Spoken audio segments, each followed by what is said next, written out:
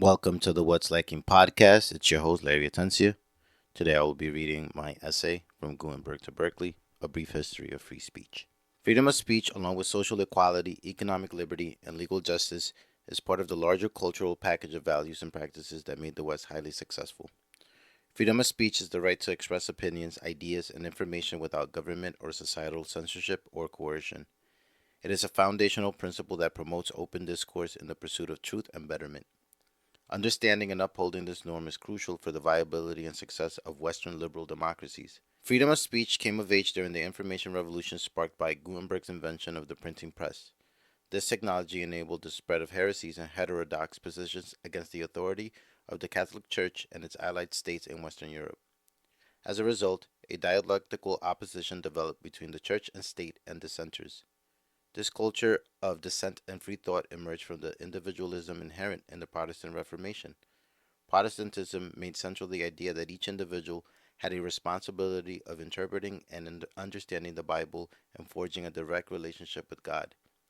Individuals could now rely on their personal conscience to analyze Scripture without the Pope and the Church as intermediaries. The technological innovation of the printing press acted as a catalyst for the explosion of individual expression, revolutionizing the culture of the West. Martin Luther famously stated, "Printing is the ultimate gift of God and the greatest one." Threatened by this unprecedented spread of ideas, church and state authorities moved to censor widely disseminated questioning tracts in the West. The conflict between the censorious powers and those espousing free expression made its defense and justification necessary in the battle of ideas between these two camps. The Enlightenment era saw the principle of free speech reach its philosophical maturity. Philosophers such as John Locke, Diderot, and John Stuart Mill offered sophisticated philosophical arguments for its centrality to the new cultural and political order of liberalism.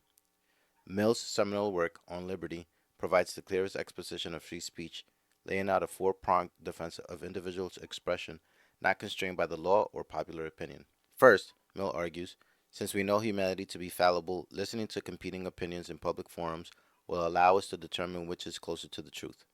Second, the collision between different opinions will sharpen them and clarify their truth content.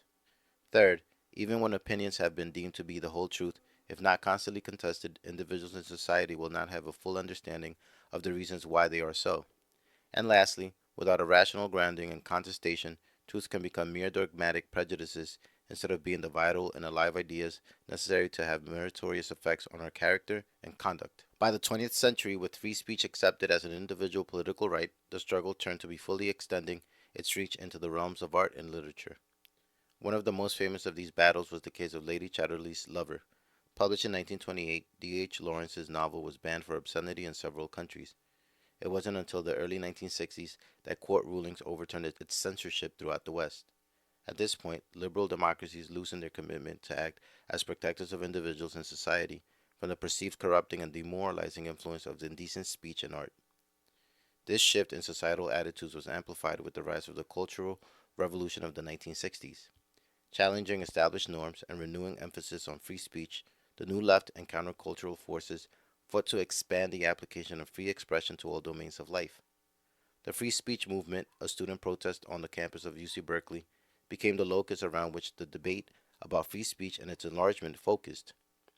Students, influenced by the civil rights movement, used acts of civil disobedience to bring attention to the suppression of opinions on college campuses. They called for the lifting of bans on political activities and demonstrations on college campuses. Prior to this movement, support, recruitment, and fundraising had been limited to the official Democratic and Republican school clubs. The free speech movement's victory paved the way for the radicalization of college campuses and the rise of the anti Vietnam War movement.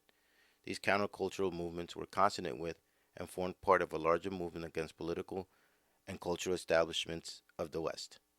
For example, in May of 1968, French labor unions joined forces with student protesters to create a social uprising that almost toppled the French government. The radicalism and fervor of the 60s gradually dissipated as activists realized that their vision of revolutionary transformation would not materialize. As a result, radical activists retreated from the forefront of the cultural wars. Nevertheless, their agitation and critiques had long lasting effects. Formal and informal institutions became more inclusive as minorities, marginalized communities, and women demanded to be incorporated into the political and cultural arenas of the West. Legal and political rights, including the right to speak, were now extended to groups that had historically been excluded from exercising them. Marginalized groups and students spoke up to strategically emphasize the hypocrisy at the core of Western liberal democracies, the universalism of its professed values versus its application only to a particular class of men. Afterward, an efflorescence of new voices became part of the political institutions and the national and political discourse of Western democracies. I hope this brief exploration of free speech's history has made it clear that free speech has been indispensable to the rise of liberal democracies in the West. Its elevation as a core principle of our culture and politics allowed us to challenge entrenched authorities and develop governments where individual rights were protected and their conscience and thought allowed to develop freely.